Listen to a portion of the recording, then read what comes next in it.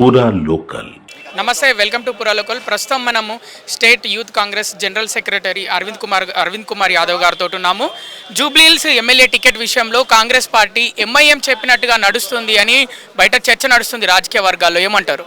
Party high command decision తీసుకుంది, Congress party decision తీసుకుంది, రాహుల్ గాంధీ గారు డిసిజన్ తీసుకున్నప్పుడు ఇతర పార్టీలో ఏమి నిర్ణయాలు ఉంటాయి? మా పార్టీలో వేరేలో మాట ఎందుకు వింటాం మేము?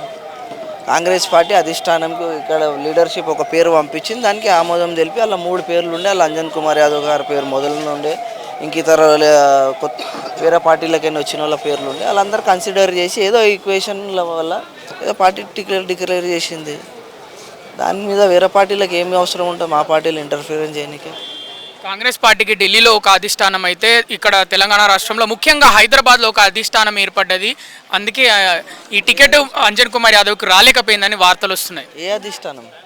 ఇక్కడ ఎంఐఎం అధిష్టానం అయిందని అంటే ఎందుకైతే ఎంఐఎం అధిష్టానం? మా కాంగ్రెస్ పార్టీ రాహుల్ గాంధీ అధిష్టానం, ఏఐసిసి అధిష్టానం, మీనాక్షి నటరాజన్ ఏఐసిసి జనరల్ ఆమె అధిష్టానం. మాకు వేరేలో ఎందుకుంటారు అధిష్టానం? అధిష్టానం నిర్ణయం తీసుకుంది, టికెట్ డిక్లేర్ చేసింది. ఆ డిక్లేర్ చేసిన దానికి మేము కట్టుబడి ఉన్నాము. ఇప్పుడు గెలిపే ఎట్లా అనేది దాని మీద క్వశ్చన్. టికెట్ వచ్చిందా, ఎవరు ఇచ్చిర్రు, ఏం సంగతి, అది అయిపోయింది. ఒక్కసారి పార్టీ డిక్లేర్ అయినాక ఇక డిఫరెన్స్ ఆఫ్ ఒపీనియన్స్ ఉంటే ఉండొచ్చు. ఇప్పుడు AICC general secretary Meenakshi Natarajan గారు వచ్చిర్రు, మాట్లాడారు, మా వాదనలు విన్నారు, మాకు ఏం చేయాలో వాళ్ళు కమిట్మెంట్ చేసిర్రు.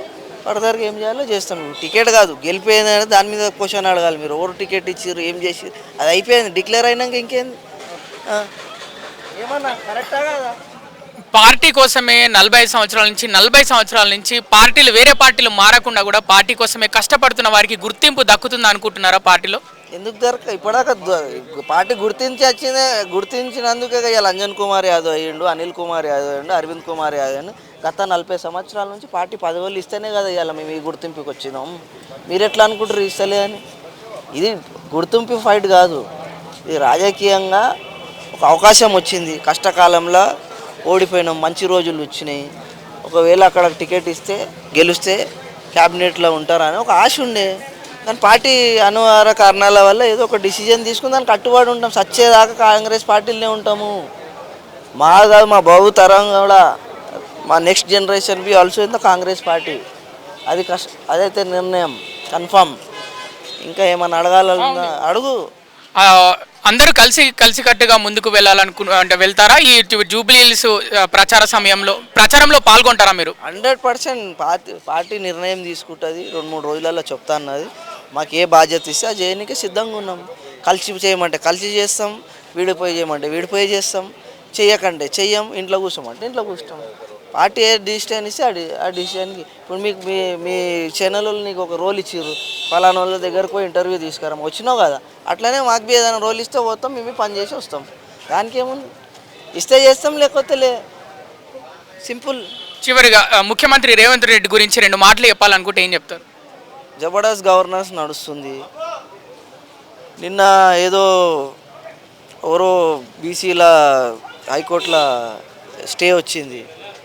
బీసీ దాంతో సీఎం గారు కొంచెం ఆవేదన ఉన్నారు. ఆయన చిత్తశుద్ధితో పనిచేస్తుండే. బీసీ రిజర్వేషన్ వచ్చి బీసీల నాయకత్వం పైకి తీసుకురావాలి. రాహుల్ గాంధీ ఆలోచన అవి అదే ఉండే. ఏదో దాని మీద ఏదో సుప్రీంకోర్టు పోతారనే చర్చలు, లేదంటే గవర్నెన్స్ ఈరోజు దాకా గవర్నమెంట్ జాబ్లు ఇచ్చారు, ఇంకా కొన్ని స్కీమ్లు ఉన్నాయి, అవి కూడా తీసుకొస్తారు. ఇంకా ఓవరాల్ ఇప్పుడు ఎవరిని అడిగినా గవర్నెన్స్ మంచిగా ఉందనే అడుగుతారు. ఇప్పుడు ఎవరన్నా పాత గవర్నమెంట్కి ఈ గవర్నమెంట్ కంపేర్ చేస్తారు. వాళ్ళు ఏం జాబ్లు ఇచ్చారు, మనం ఏం జాబ్లు ఇచ్చినాం, వాళ్ళు ఏం చేసారు, మనం ఏం చేసాం. ఇంతకుముందు అది లేకుండే.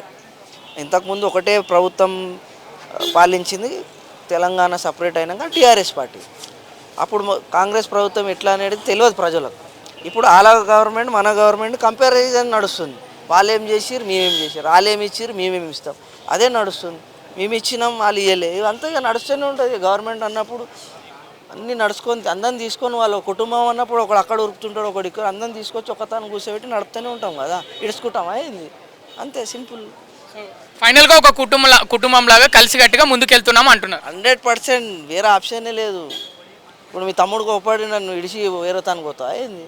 ఏం చేస్తారు? ఇంట్లో పెద్దోళ్ళు కూర్చొని బుజ్జయించి నడువురావి అయ్యింది అయిపోయింది నడుచుకున్నాడు అంటే అట్లనే ఇది కూడా పార్టీ కూడా అట్లనే. రేవంత్ అన్న మంచి పని చేస్తుండు. రేవంత్ అన్న